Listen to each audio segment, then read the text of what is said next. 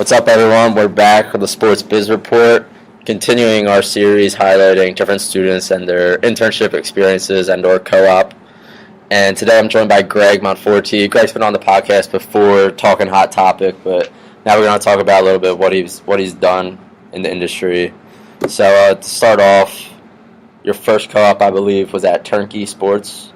Second. First one was at Data's Fightcast, but the second one, yes, was at Turnkey Sports, which is like a market research firm in Haddonfield, New Jersey.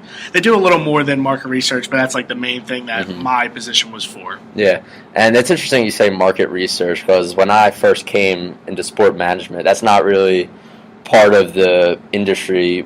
You know, a freshman usually knows is out there. So you want to talk about really what they do and what it really entails? Sure. Yeah, the thing with market research is, especially here at Drexel, we don't have a class specifically for market research. We have marketing classes, sponsorship classes, but none that actually talk about what market research is and how that can help companies.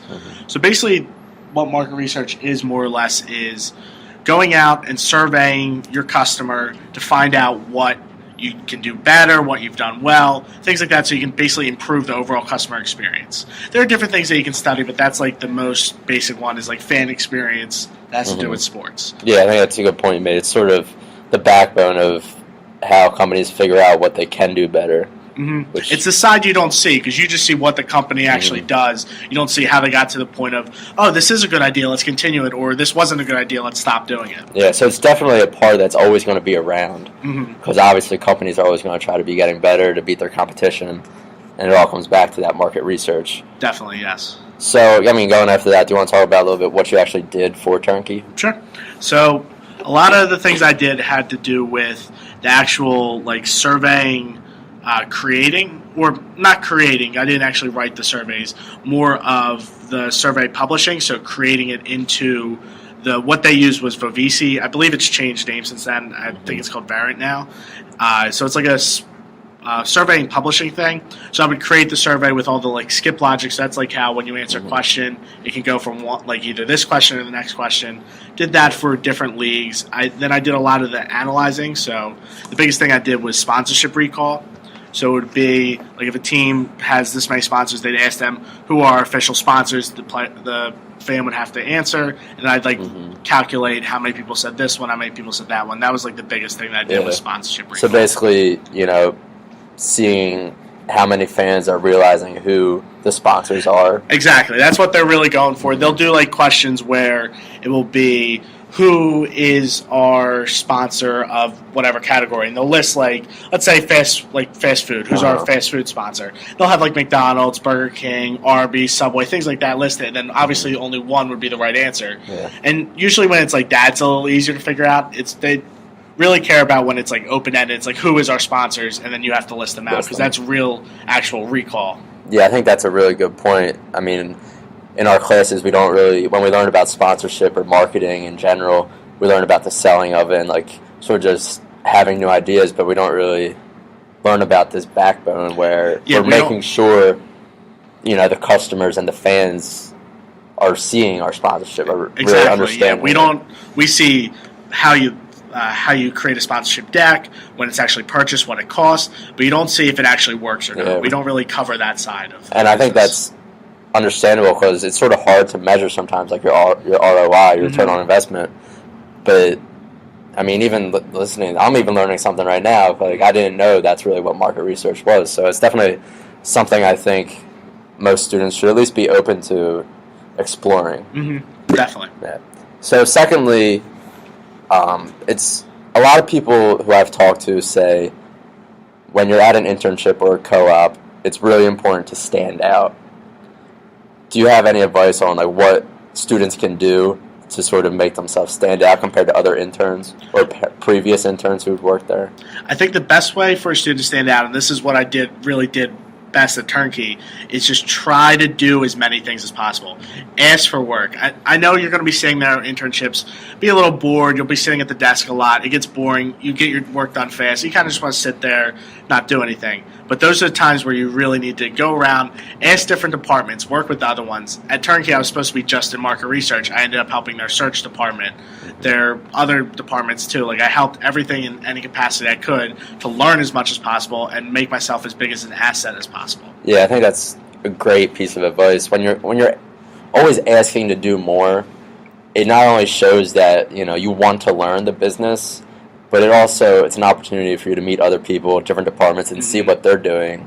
And maybe if you like it or not, maybe you can, maybe they'll help you out in the future. Exactly. That's like the biggest thing. Turnkey was a little different. It's a smaller company. I think they have maybe less than 30 total employees. So regardless, you were going to know anyone. But like if you let's say you work at a bigger one like Comcast Spectacor, working in the different departments, they don't interact as much. So you will get to meet, like you said, as many people as possible. And it will help you in the future. The more people you know, the better networking you have, and the more people that realize, oh, look, this kid did a really good job. Let me recommend him to one of my colleagues. Yeah, and that's really smart, because a lot of times we talk about that, how expanding your network is going to help you in the future. But you have to make yourself stand out when you're doing that. You can't just meet someone, LinkedIn them, and then never talk to them again. If they remember you, like, oh, that was that kid who really went above and beyond, they're going to go above and beyond to help you. Yeah, exactly. That's like when guest speakers come in. If you just LinkedIn them and don't really talk to them, it doesn't mean anything. But when you LinkedIn them, talk to them, create a connection with them, it helps. Same thing with an internship. Create these connections that they'll remember who you are even after you leave. Yeah, that's a great point. So the last question I really want to hit on is the interview. I know for me, my first interview, you're always nervous, especially for the first one. Once you get a couple under your belt, you're usually good. But what would your advice be for, say, a freshman or even really anyone out there going on an interview that they might be nervous for? How are they going to calm their nerves? I think the best way to calm your nerves is just do your research about the company. Know as much as possible about, one, the people that are interviewing you, and then two, the actual overall company. The more you know, the questions they're going to ask, you'll be able to tailor your answers to things they would want to hear. And you'll know and be more confident in what you're saying. And just treat the interview like a regular conversation. It's just two people talking or multiple people talking depending on the interview setup. It shouldn't be any different than a normal conversation. If you treat it that way, you'll be calm, you'll get better answers, you won't stutter, you'll be fine. Yeah, I couldn't agree more. When you treat it like a conversation, really, when I go into an interview, I think they got to like me. So I'm sort of selling myself to them. So read the job description, read what the company does, read what they're looking for, and then you're able to, word your answers to their questions in a way where you can talk about your skills that they're looking for. I think it was a great point you mentioned about researching the company. It's crazy how many interviewers or interviewees don't do that. They don't know anything about the company or like what they're currently doing in the news. If you can even ask them a question that shows your interest and your knowledge of the company, that's really going to make you stand out, I think. Yeah, most of the time, at least on the interviews that I've been on, one of the first couple questions is, what do you know about us? And that's when you really show how much research you did. And then if they don't ask that and you did all the back research, like you just said, when you ask your questions, make sure you reference something that they've done in the past so that they know that you did your research. Yeah, it's a great point. And even though they might not ask you the question like you said, they're going to be looking for it. And that's always something you have to keep in mind when you're going into an interview. And that's it. That's the advice.